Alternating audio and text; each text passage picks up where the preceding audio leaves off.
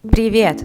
В этом видео я покажу тебе Амстердам, цветочный рынок, пляж Гааги, парк Ран, лучшую кофейню Амстердама, Утрехт и много-много красивых улиц и каналов. Погнали смотреть! Я повезла Линкошу к Юле, потому что я сегодня отправляюсь в Амстердам.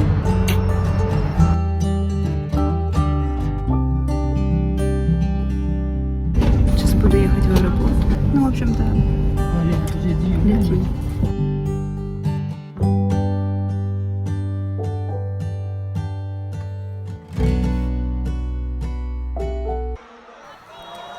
Когда я вылетела в Амстердам, Джош уже был там. И причиной его поездки был концерт его любимого исполнителя Tyler, the Creator. А на видео вы можете видеть начало этого концерта и его новый альбом «Хромокопия».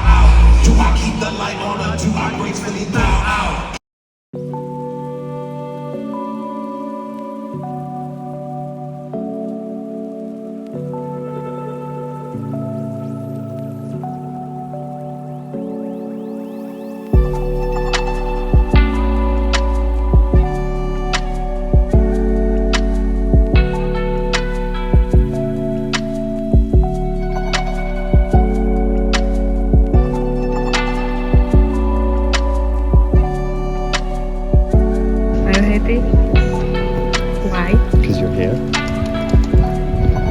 You chased me too.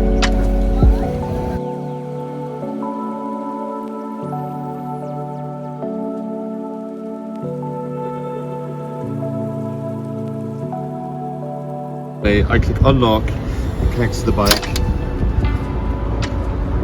and now I got the bike. Wait.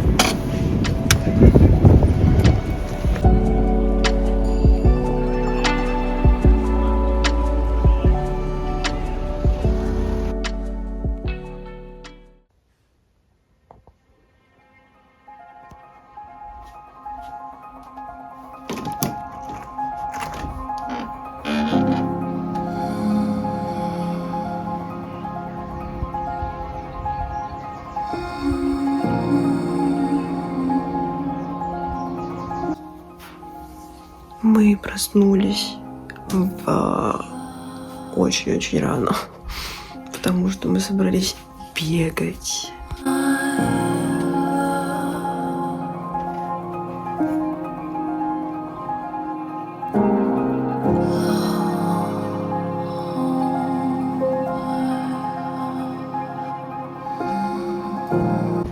Такой вот у меня рыжий велик, еще у меня рыжая куртка. И мой велосипед зовут Фруки. И он не электрический.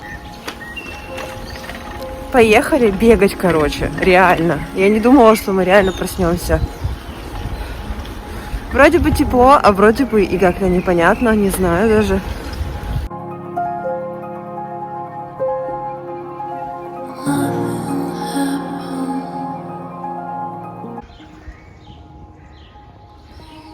Сидит, спит.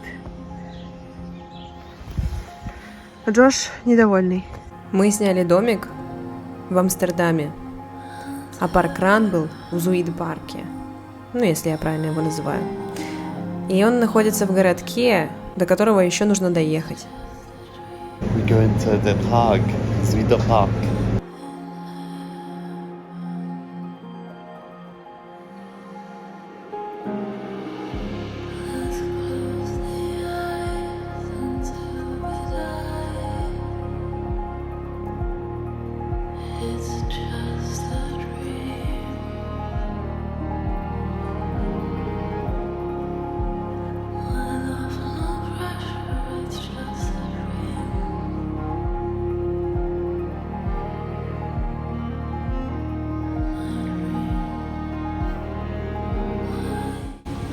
keep to your right at all times. There will be a lot of bikes in the park, so just be careful.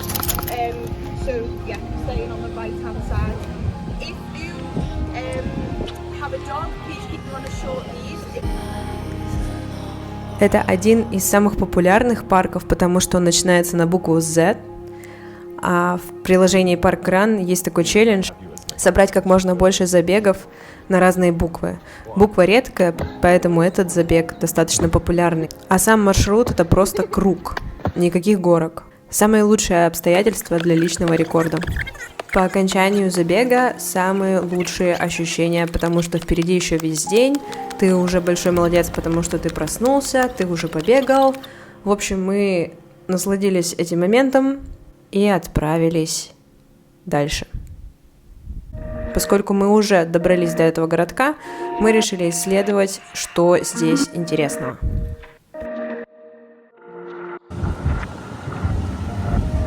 Why don't we take one boat and just go somewhere? Ну а теперь давайте по порядку. Что за городок? Местные называют его Ден Хааг, а мы называем его Гаага. Мировая столица международного права. Город власти, права и моря. Царит спокойная, интеллигентная атмосфера. В 15 минутах ходьбы от города море. Огромный пляж. Много музеев и судов. Международный суд ООН, Международный уголовный суд, Постоянная палата Третейского суда. Все это, конечно, невероятно интересно, но в этот раз мы решили надолго не задерживаться.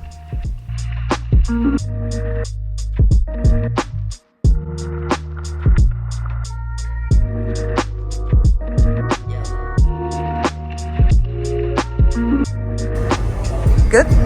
What is it? Samosa? I have no idea what is it. It's because you don't know what Indian food.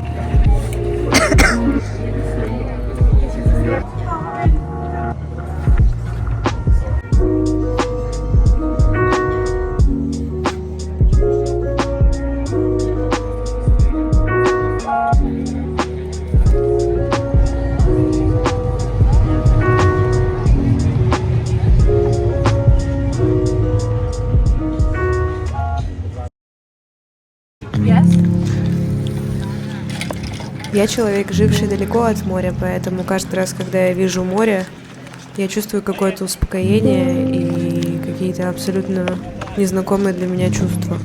У берега было много пены, и это даже чем-то напоминало облака. Поэтому, как вы можете заметить, кроме как расслабиться и наслаждаться, у меня больше выбора не было. Вот и вы, расслабьтесь и наслаждайтесь.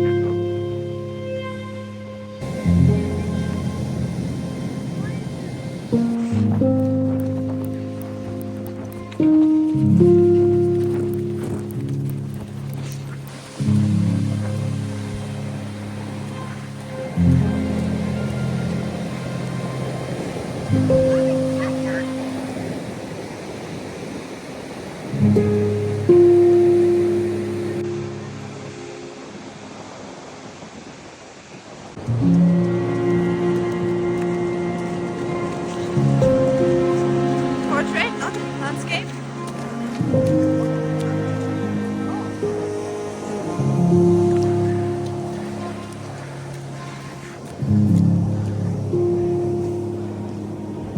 I can't run.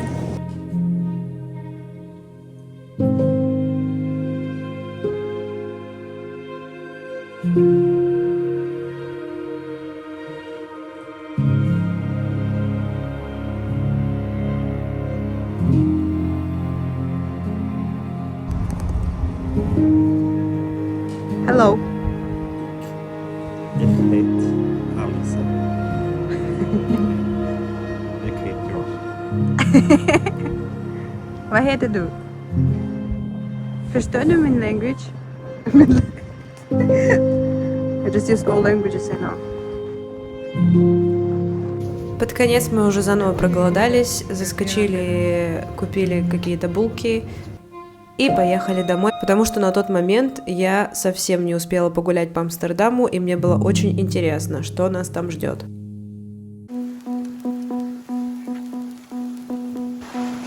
cycling home. Happy guy after run. Look at him.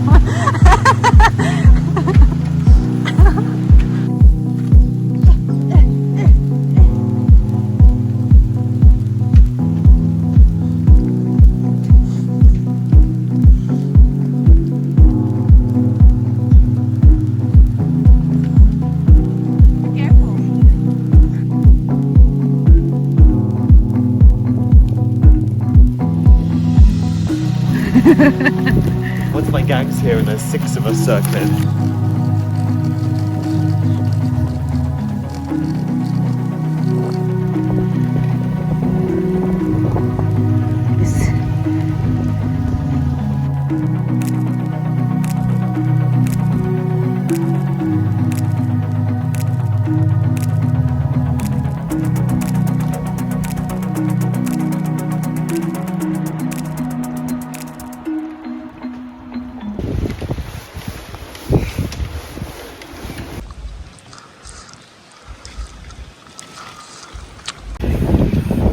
Это мы вернулись в город, поспали, поотдыхали и едем.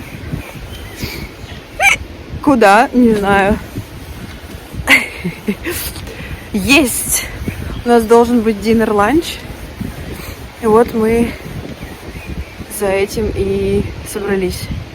Поближе к центру. Сейчас будет паром. Потому что там, где мы живем, и там, где наш сити-центр, между этим есть паромчик. Он занимает что-то минуты 3 и ходит постоянно. Поэтому мы на него запрыгнем, и будет нам еда в центре. Такой план.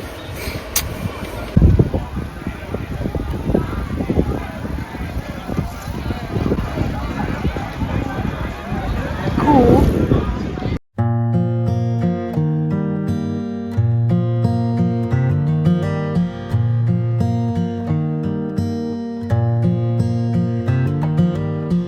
Ну, а пока мы едем, я расскажу вам кое-что про Амстердам. Город находится на 2 метра ниже уровня моря. В Амстердаме можно встретить очень кривые дома, и вроде бы это нормально. Они как будто специально наклонены вперед. Это нужно было для того, чтобы поднимать груз. Они мало того, что могут быть кривые, так они могут быть еще и очень узкие, из-за того, что раньше налог зависел от ширины фасада. Поэтому люди старались делать домики не широкими. Вроде бы есть дом, я его не видела, но его ширина около 2 метров всего лишь. В Амстердаме много лодок, на которых люди живут. То есть это полноценное жилье. Мне кажется, я и в Стокгольме такое тоже наблюдала.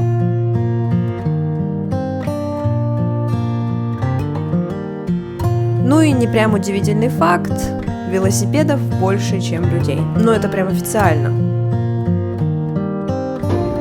Each episode is like a screening place. Jalapeno. Yeah, there's where you like those Ray-Ban glasses, but it's your eyes Wow. for everything, and you can go back to the memory. So like a couple has a fight. Wow. После ужина мы заскочили в магазин сыров, чтобы исследовать ассортимент. Ну и как совершенно любой никогда не бывавший в Амстердаме человек, больше всего я наслышана о районе красных фонарей. Ну и если вы тоже там никогда не бывали, поэтому я вам сейчас расскажу, что это такое. Для нас это какой-то аттракцион. Все легально, все возможно на этой улице. Что же это за место-то такое? Но для Амстердама и местных жителей это совершенно не аттракцион, а официальная, разрешенная и регулируемая зона. Она существует здесь уже несколько сотен лет. И это совсем не темный район, а исторический центр города. Видео и фотосъемка витрин категорически запрещена. Люди арендуют здесь витрины, они платят за это налоги, у них есть свои документы на это, на все. А самая главная проблема на этой улице – это пьяные туристы. А еще это предмет очень живой дискуссии в Нидерландах, потому что для одних это осознанный выбор и защита прав, а для других это все равно форма эксплуатации. Впечатления очень уникальные, поэтому поезжайте и исследуйте. Но не забывайте, что вы в гость в мире, который работает не так, как мы привыкли. We are what? Tired? I'm tired. We all walked past Anne Frank's house and then buy wine Buy wine and drink. and drink. And go home. Oh! Okay, video's over. We're not home. We're not home.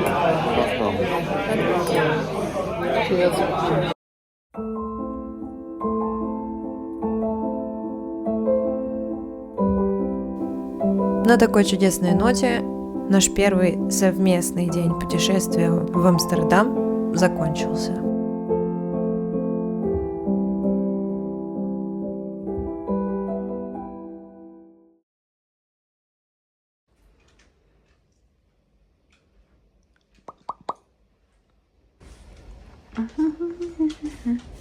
It's really windy.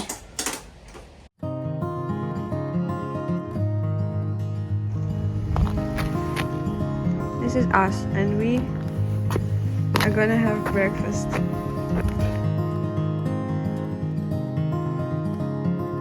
Джош уже несколько раз хотел сводить меня в какое-то прекрасное кафе, ассортимент в котором преимущественно веганский. Мне, конечно, было любопытно, но в первый день мы до него так и не добрались.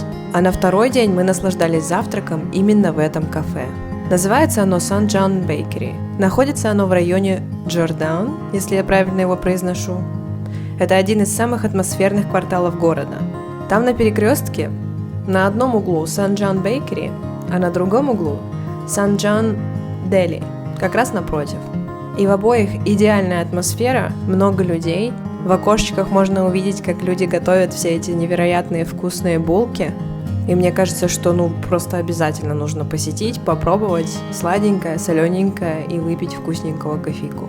Ну а мы решили наслаждаться солнцем снаружи, нашли рядом замечательную лавочку, поставили камеру и решили сохранить это воспоминание, чтобы потом пересматривать и вспоминать, как это было вкусно, тепло и шикарно.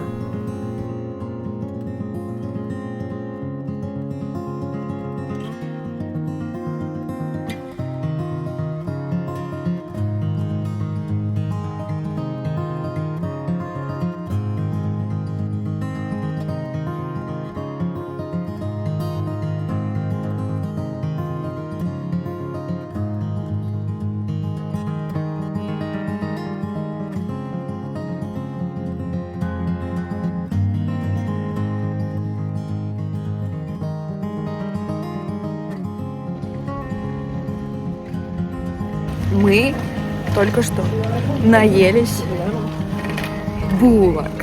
И теперь мы едем по остальным делам. Солнечный денечек, тепло, хорошо.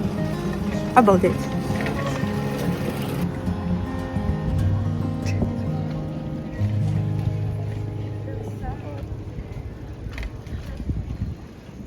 Я, в шоке от того, как это зелено и красиво. Прям ощущение, как будто лето. Люди сидят, едят в футболочках.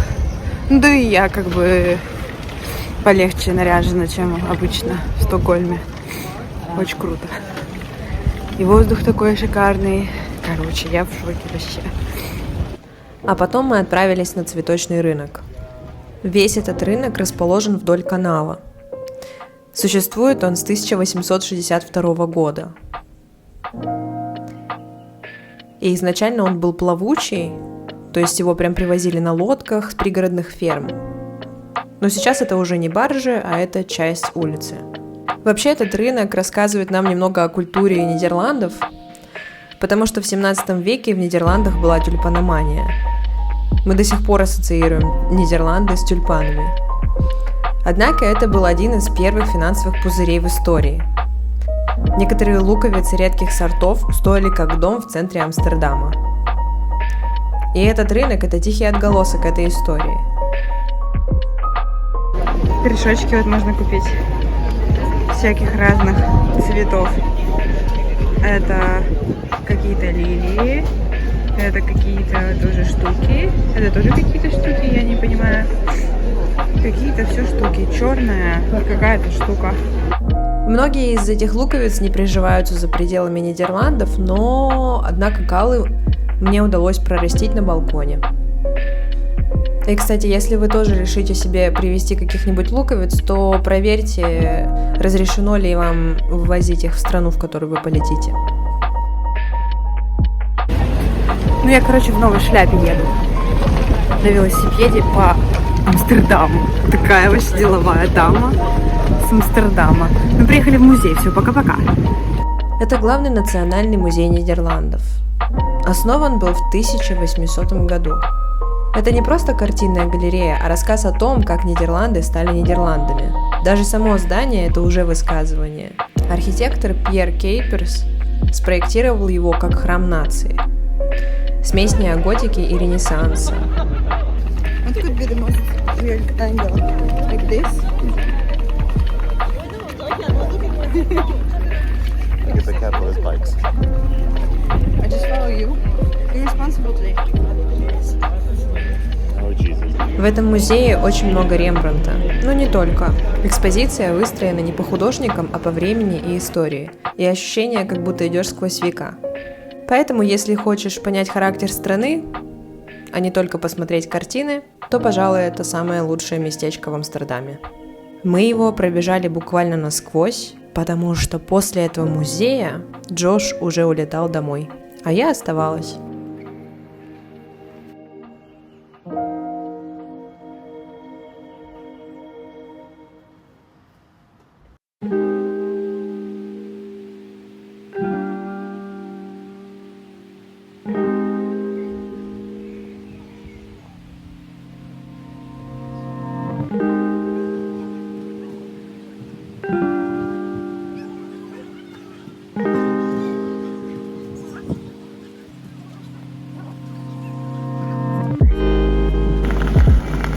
Bye, Josh.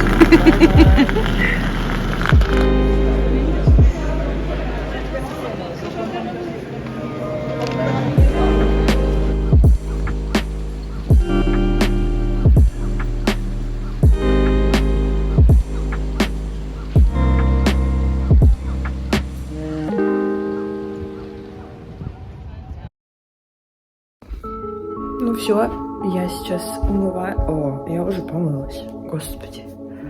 Тяжело. Я уже помылась. Сейчас я сушусь. Еду на завтрак. И командировка начинается. А командировка у меня была в Утрехте. Город, в котором я никогда не бывала и о котором мало чего слышала. До него мне предстояло еще доехать и найти гостиницу. Но сначала я планирую подкрепиться. В Утрехте меня ждут в 3. Итого у меня есть парочка часочков на то, чтобы посмотреть еще Амстердам. Ведь я его не видела толком. Конечно, видела. Чуть-чуть. Но никогда достаточно не бывает. Поэтому поехали дальше. Вот мой конь. Я пришла сегодня снова на это место, где мы вчера с Джошем ели. И, собственно, со всеми своими чемоданами буду есть. Кто мне запретит? Наедать щечки.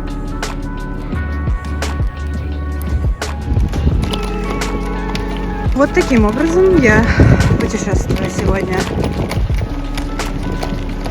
И оно держится. Чудо! Надеюсь, нитка это выдержит.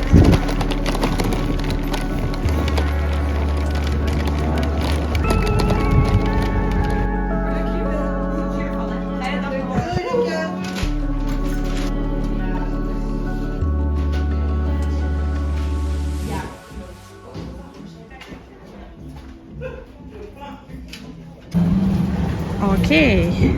Вот что мы имеем. В общем-то, я купила сережки и колечко.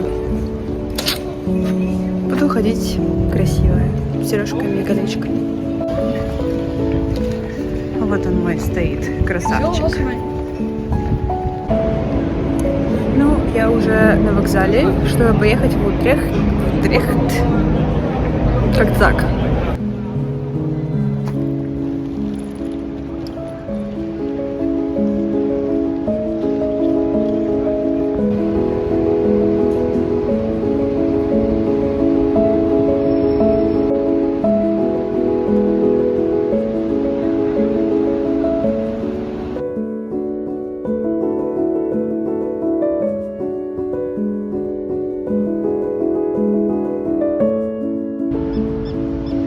гусиные подростки.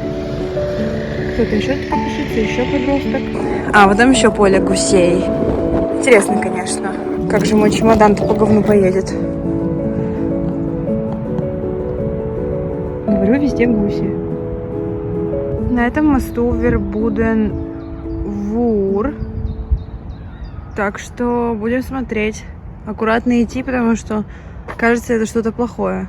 Где-то там должен быть мой отель. По ощущениям, я в каком-то поле.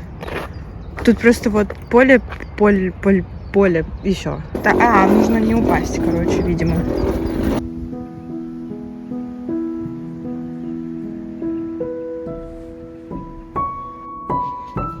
Окей, мой потенциальный дом на ближайшие 2 ночи. Будем не смотреть телевизор, а работать.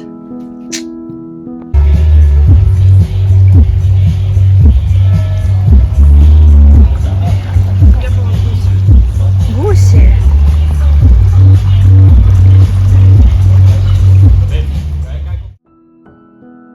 Впереди у меня был еще целый вечер, поэтому я решила прогуляться и посмотреть город.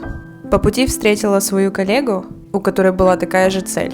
Мы объединились и успешно обошли городок. Он не такой уж и большой.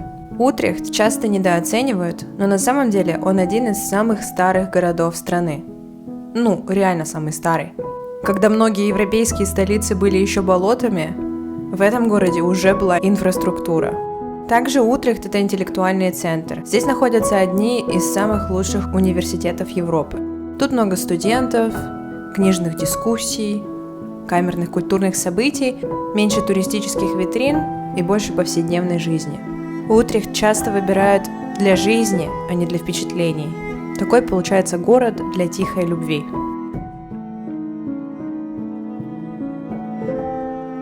Красивенький, аппетитненький.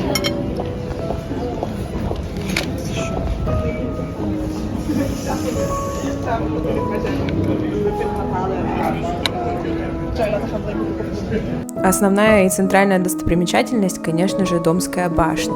Это самая высокая церковная башня в стране. Однако собор и башня не соединены. Однажды они были соединены, но из-за урагана часть храма обрушилась. Теперь и стоят отдельно, напоминая, что город пережил катастрофу однажды. Еще один интересный факт. В 20 веке часть каналов засыпали ради машин, а в 2000-е годы разобрали обратно, вернув воду и пешеходную жизнь. Это один из редких примеров, когда город исправил ошибку модернизма. Добираться сюда недолго, я бы вам очень рекомендовала. Я уже засыпаю. Времени еще немного, но нужно выспаться, потому что завтра буду весь день в офисе общаться. Я намыла свое лицо и уже готова отойти ко сну. Поэтому я такая красная, кстати говоря. Я уже позавтракала, поспала, проснулась в 7 часов и познакомилась с коллегами на завтраке, с некоторыми, которые из немножко не совсем, из другой немного компании. Вот, хорошенько наелась булок, яичек. Сейчас буду собираться в офис. Торопиться не буду, к 9 приду. Вообще-то в 10 встреча, но я решила прийти пораньше, чтобы посмотреть офис, со всеми поздороваться, и вот это вот все. Вот такой у меня план.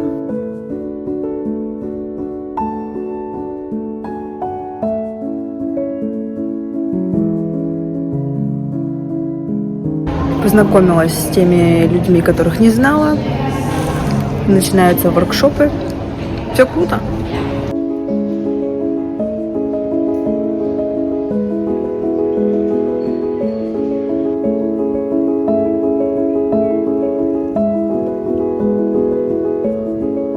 Какие у них лапищи, как у динозавров. Ой, простите. Они свирепые. Насторожен. Очень. Клюв свой показывает. Итак, у меня закончился первый день. Было достаточно круто. Сейчас я пришла в номер, буду переодеваться, отдыхаться немножечко и пойду на ужин.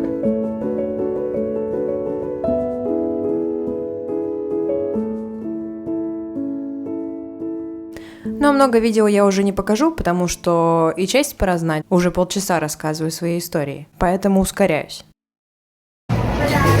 Командировка моя закончилась. Это был второй день, и он прошел успешно. Мне понравилось. Сегодня был гораздо круче, прям балдеж. Теперь я поела в торговом комплексе где-то здесь, где-то в центре Утрехта. Сегодня уже буду дома в кроватке.